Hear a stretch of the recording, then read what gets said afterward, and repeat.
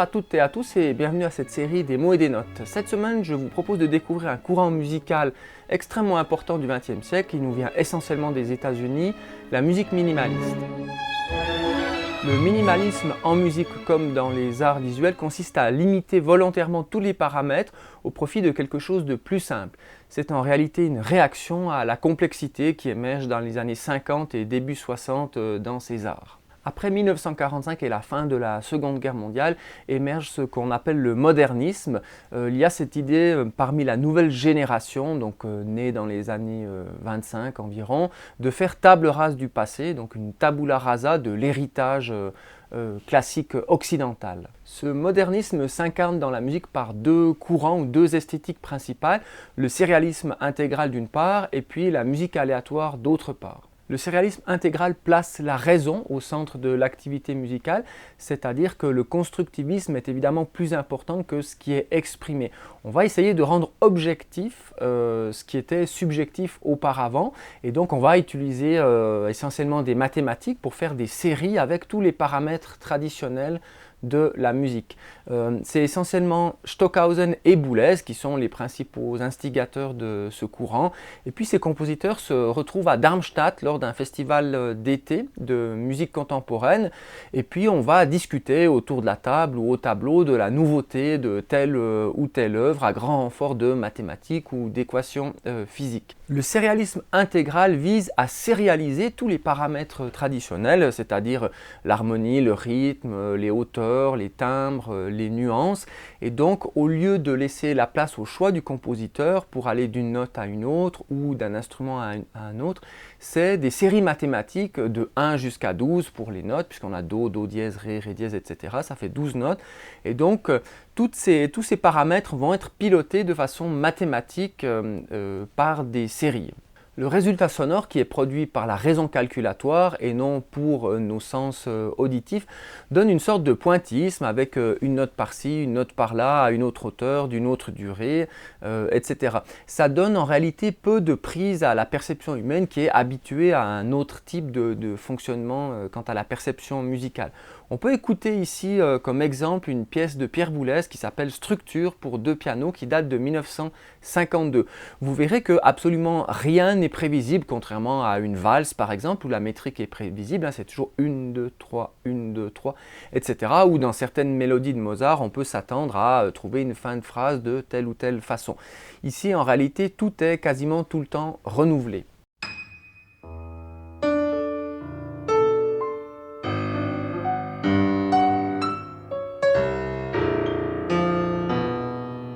À côté du sérialisme intégral, on a l'émergence de ce qu'on appelle la musique aléatoire, à savoir cette idée qu'on va introduire dans la composition musicale ou dans sa restitution, dans l'interprétation, des procédés aléatoires, c'est-à-dire que le compositeur n'intervient pas ou en tout cas intervient très très peu. La même année que la pièce de Boulez, donc en 1952, on a une pièce de John Cage qui est le principal représentant de ce courant, qui s'appelle Music for Piano No. 1, qui est basé ici par exemple sur les imperfections d'une feuille de papier. Ça donne aussi, comme dans le sérialisme intégral, une sorte de musique absolument imprévisible, avec des événements qui arrivent sans qu'on puisse dire pour quelles raisons exactement.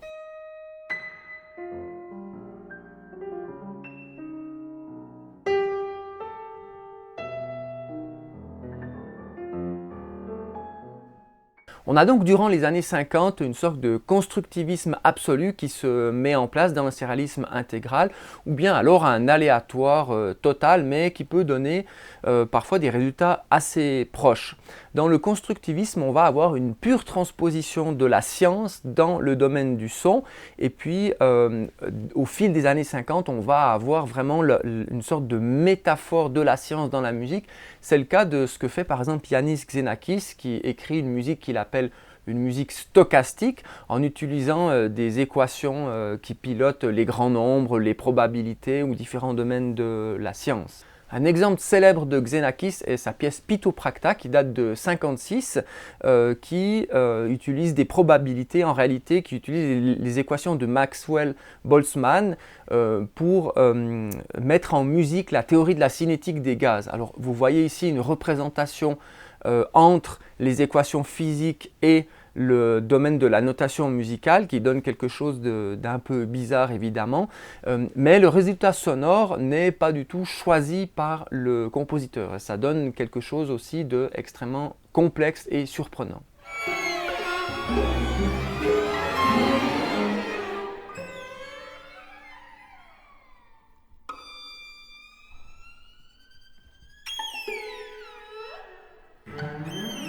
C'est dans ce contexte dominant, à la fin des années 50 et début des années 60, qu'apparaissent la nouvelle génération, donc les gens qui sont plutôt nés dans les années 35 plutôt que les années 20.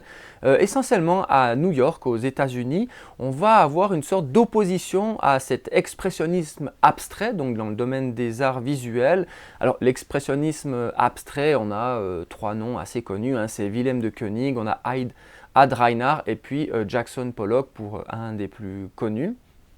Cet expressionnisme abstrait, mais au même titre que les œuvres du surréalisme intégral ou de l'aléatoire, nécessite une interprétation qui ne se trouve pas forcément dans l'audition ou dans ce qu'on voit. On a besoin d'avoir des explications en réalité qui ne sont pas contenues dans l'œuvre elle-même, soit des explications techniques au point de vue musical, soit des explications sur ce qu'exprime ce tableau.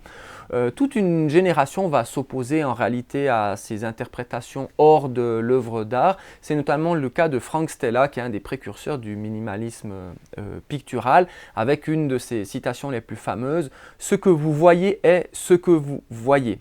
Ça peut paraître une tautologie évidemment, mais c'est simplement pour dire que tout ce qu'il y a à voir est montré dans le tableau et par contraste, on va avoir tout ce qui est à être entendu, vous l'entendez déjà dans cette musique, pour le minimalisme musical.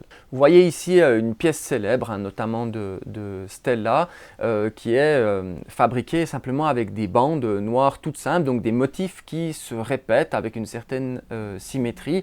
Dans la sculpture, c'est pareil, vous voyez ici simplement une installation avec des pièces à peu près identiques qui sont disposées selon un schéma assez simple. C'est dans ce cadre esthétique et intellectuel qu'apparaissent les quatre principaux compositeurs qui sont aussi amis de ce minimalisme américain musical. Donc vous avez Lamont Young, vous avez Steve Reich, Phil Glass et puis Terry Riley.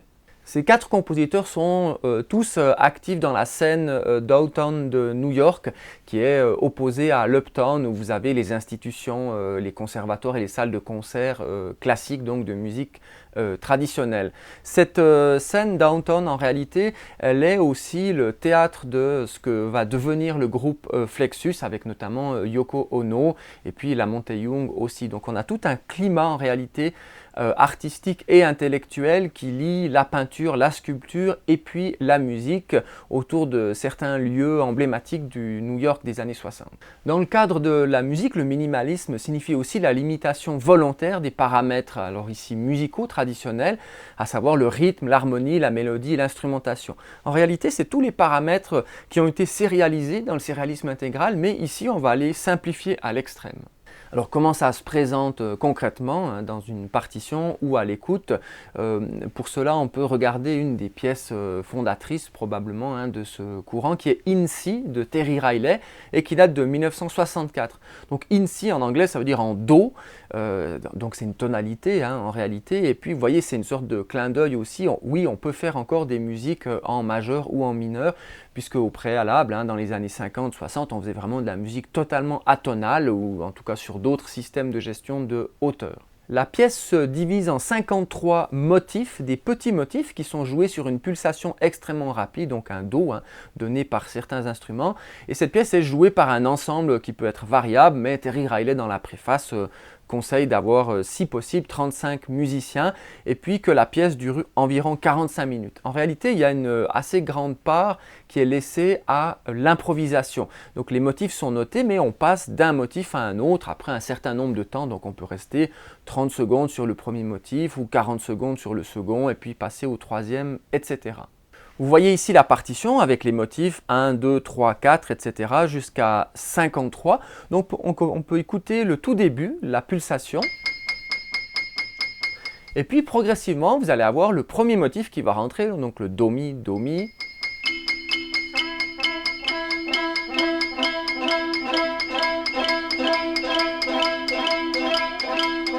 Et puis un peu plus loin, vous avez le deuxième motif qui rentre.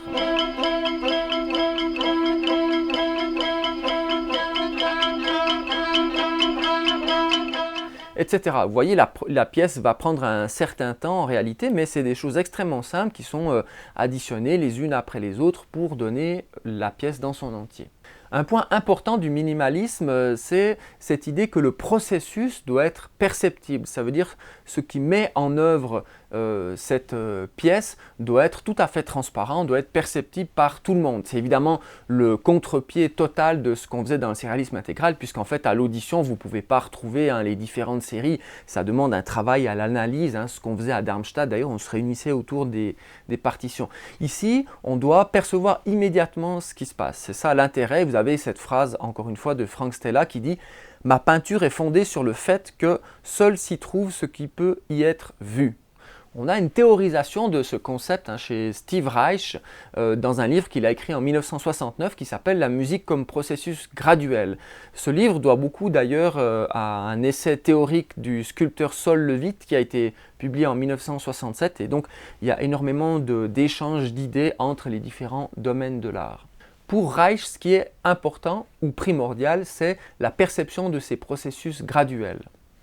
Ce qui m'intéresse, ce sont des processus que l'on puisse percevoir. Je veux être à même d'entendre un processus dans son déroulement sonore. Pour que l'écoute en soit fine et précise, un processus musical devrait se produire de manière extrêmement graduelle. On est évidemment ici dans un plaidoyer contre la musique abstraite de la décennie précédente. Je n'ai jamais été séduit par l'emploi de structures musicales cachées. Même quand toutes les cartes sont sur la table et que tout le monde peut entendre ce qui se produit graduellement au cours d'un processus musical, il y a encore assez de mystères pour satisfaire tout le monde. Ces mystères sont constitués par les sous-produits psychoacoustiques impersonnels et involontaires des processus intentionnels. On trouve entre autres des sous-mélodies logées au sein des motifs mélodiques répétitifs. Une pièce qui serait directement visée par cette critique, c'est par exemple Pitopracta de Xenakis qu'on a vu tout à l'heure. Évidemment, Xenakis a caché dans cette œuvre-là le fonctionnement des équations de Maxwell et de la cinétique des gaz, mais en réalité, un auditeur est incapable de faire le lien entre les deux domaines si on ne lui donne pas une explication, donc une interprétation qui serait en dehors du tableau ou de la partition. Chez Steve Reich et ses amis, il y a évidemment aussi une influence de la musique et de la philosophie indienne, avec cette idée qu'on peut utiliser la musique pour plonger l'auditeur ou le musicien d'ailleurs dans une sorte de transe philosophique. En exécutant et en écoutant des processus musicaux graduels, on participe à une sorte de rituel particulier, libérateur et impersonnel.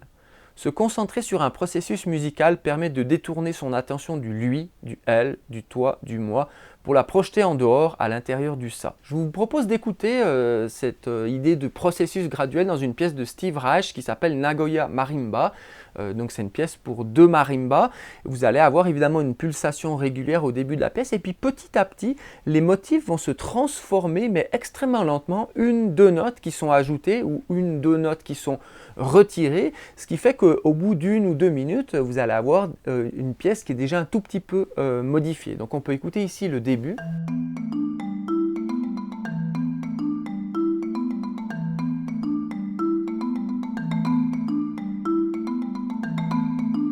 Et puis on peut écouter 1 ou 2 minutes plus loin dans la pièce où vous allez voir qu'évidemment il y a eu des changements. Alors on ne peut pas le faire ici mais faites-le après cette vidéo. Essayez d'écouter évidemment la pièce en entier puisque ce qui est intéressant c'est vraiment toutes les micro-étapes de ce processus graduel.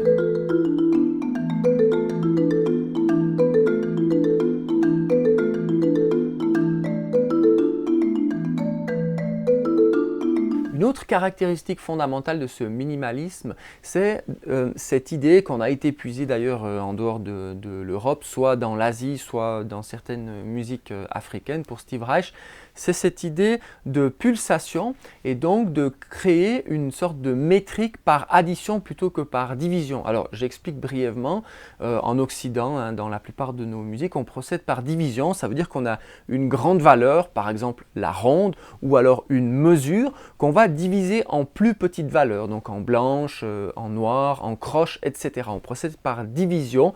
C'est comme ça qu'on a cette idée de mètre. D'accord, vous avez une mesure à 3 temps pour la valse, 1, 2, 3, 1, 2, 3.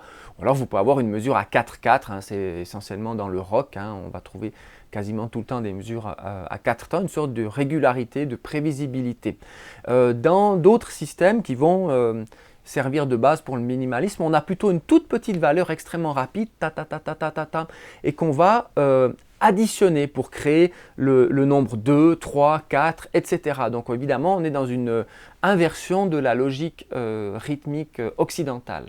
Alors on peut écouter cette façon de faire dans une des pièces les plus célèbres, hein, de Steve Reich, qui s'appelle Musique pour 18, donc musique pour 18 musiciens. Vous avez toute une série de sections et la première d'entre elles s'appelle Pulsation ou Pulses en anglais. Vous allez avoir vraiment une unique pulsation avec quelques changements graduels à l'intérieur qu'on peut écouter ici.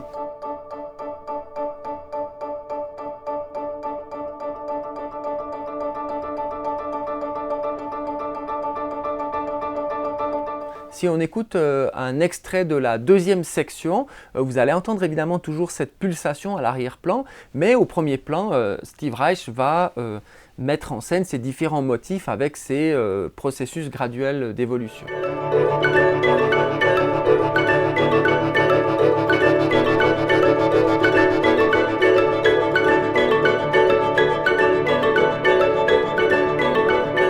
Ces processus graduels peuvent se trouver à des échelles encore plus fines, donc on peut vraiment graduer une double croche qui va se décaler progressivement par exemple, hein. Ça veut dire qu'on va avoir un motif qui est mis en contrepoint, donc il fait une sorte de fugue avec lui-même, mais à un intervalle extrêmement petit.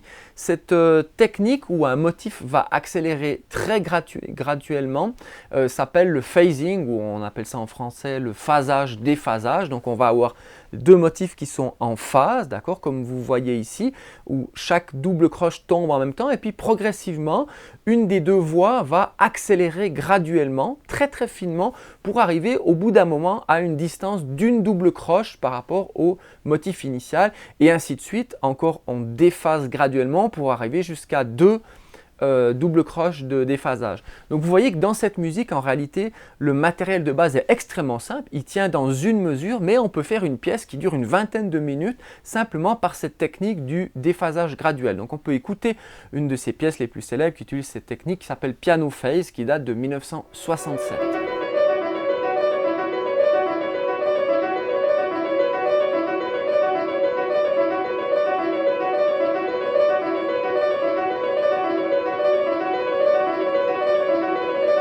Si on écoute un extrait de ce même Piano Phase, mais environ 10 minutes plus loin, vous allez remarquer que la musique a changé. En tout cas, ce que vous percevez de la musique, donc les sous-produits acoustiques produits par l'enchevêtrement, le déphasage de ces mélodies, est différent du début.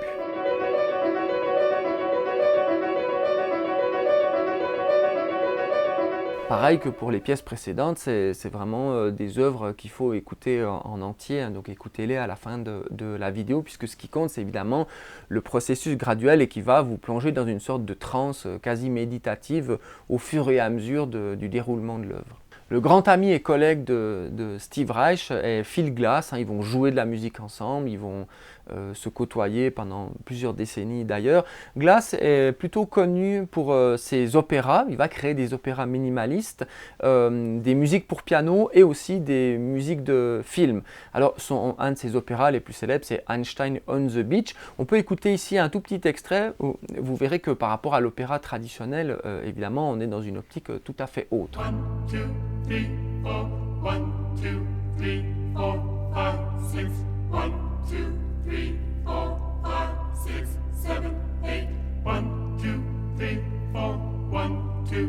Einstein on the Beach est un opéra qui dure de nombreuses heures, hein, entre 3 et 4 heures selon les versions. C'est pas parce qu'on fait un opéra minimaliste qu'évidemment il est d'une durée minimale. C'est aussi cette idée, hein, chez les minimalistes, qu'on peut développer des pièces extrêmement longues avec très très peu de matériel. À la suite de Steve Reich et de Phil Glass, on va avoir une deuxième génération de minimalistes qui vont réintégrer un tout petit peu plus d'écriture, notamment au niveau de l'harmonie et puis de la mélodie. Le compositeur emblématique de cette deuxième génération, c'est John Adams, qui est extrêmement joué dans les salles américaines, mais en Europe de plus en plus aussi. Je peux vous faire écouter ici une pièce de 1986 qui s'appelle Tromba Lontana.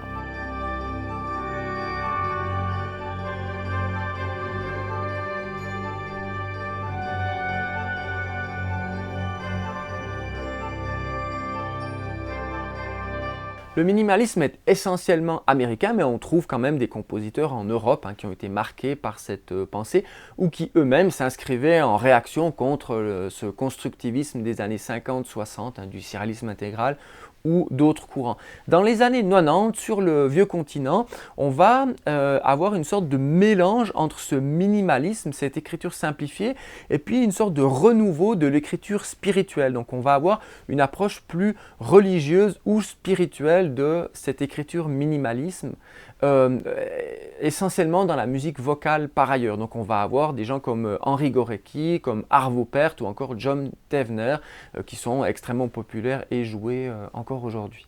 Le minimalisme naît donc dans les années 60 en réaction à un type d'écriture avant-gardiste contemporaine, mais aussi sous la stimulation des autres arts, notamment la peinture et la sculpture. Il y a donc un terreau naturel dans la scène new-yorkaise qui permet cette émergence. Ce courant a son importance en soi évidemment, mais il a aussi beaucoup marqué d'autres compositeurs, une sorte de décomplexification de la musique.